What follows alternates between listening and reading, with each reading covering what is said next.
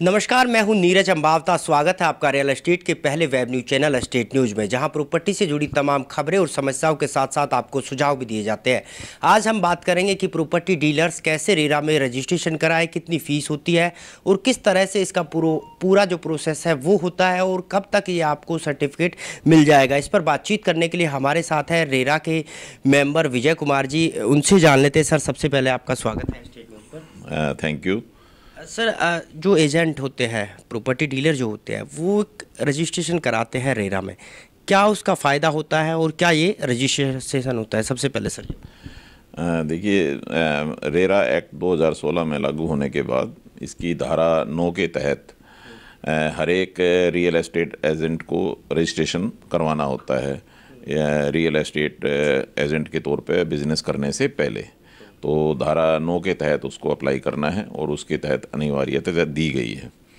Apply करने के लिए ऑनलाइन माध्यम के थ्रू एप्लीकेशन की जाती है।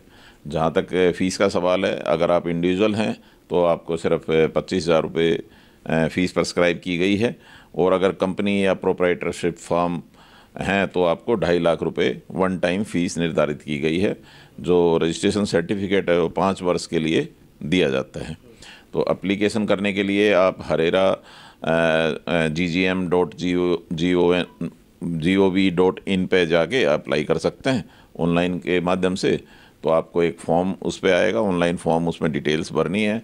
साथ में आपको एक आधार कार्ड लगाना अनिवार्य है, एक पैन कार्ड देना अनिवार्य है।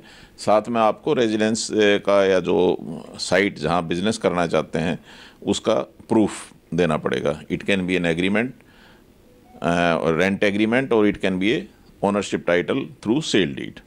सर, इसका जो है वो टाइम कितना रखा गया है? कब तक ये सर्टिफिकेट मिल जाता है तमाम प्रक्रिया ऑनलाइन पूरी होने के बाद? कानूनन जो है हमें 30 दिन के अंदर ही उस पर डिसाइड करके उसको रजिस्ट्रेशन देना होता है।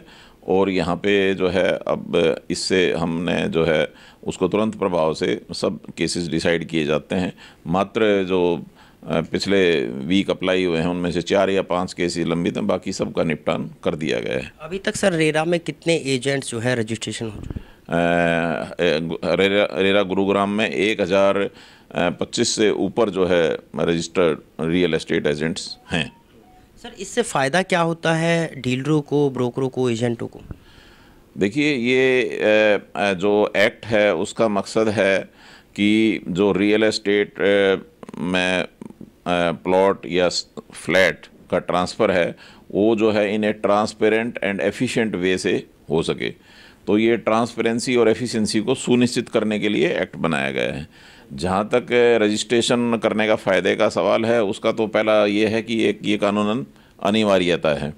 दूसरा, आप जो परचेजर है उसको एक कॉन्फिडेंस होता है कि मैं एक जो अथॉराइज्ड एजेंट है उससे डील कर रहा हूँ, और किसी भी प्रकार की उससे अनफेयर ट्रेड प्रैक्टिस की स्थिति में या किसी प्रकार की गलत डीलिंग व्यवहार संबंध में ओरेरा के अगेंस्ट कंप्लेंट अलॉटी कर सकता है, एजेंट भी कर सकता है। Any person aggrieved can make a complaint under section 31 before RERA. Sir, real estate के जो एजेंट होते हैं उनके साथ बहुत सारी चीटिंग होती है, तो कहाँ कंप्लेंट करें, किस तरह से कंप्लेंट करें और क्या कुछ उसका समाधान हो सकता है? जैसे मैंने बताया आपको कि सेक्शन 31 में वो कंप्लेंट रेरा अथॉरिटी के बिफोर कर सकते हैं। वो उनको दोनों जिसके खिलाफ कंप्लेंट होगी उसको नोटिस जाएगा और उसको रिप्लाई भी मांगा जाएगा। उसके बाद बहस उनके जो उचित निर्णय है नियमानुसार वो किया जाएगा। सर, क्या रेरा से पहले डीसी के यहाँ एजेंट का रजिस्ट्रेशन होना ज़रूरी है या फिर डायरेक्ट जो एजेंट है वो रेरा में अप्लाई कर सकता है? नहीं, वो एक अनिवार्य है, क्योंकि उनके द्वारा जो लाइसेंस दिया जाता है उसकी एक कॉपी इसमें लगाई जाती है।